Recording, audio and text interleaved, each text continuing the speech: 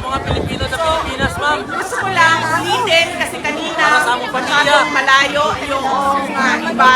Hindi niyo narinig kung ano yung mensahe ni Pangulong Duterte. Nakakanatani mga Sabi taon. po niya, dahil sinabi ko, madami ang nasaktan. Madami ang umiiyak. Madami ang galit. At sinabi ko, mahalaga, madami ang nag-absent. Kaya sinabi ko sa kanya, ano ang gusto mo ipaabot sa kanila? Baka na naka-YouTube. Ang una niyang tanong is, nandyan sila sa labas? Yes!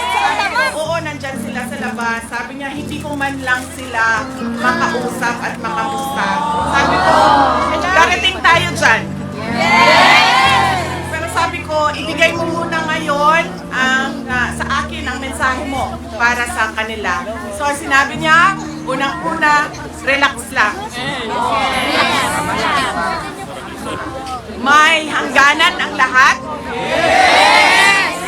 There is a day of reckoning.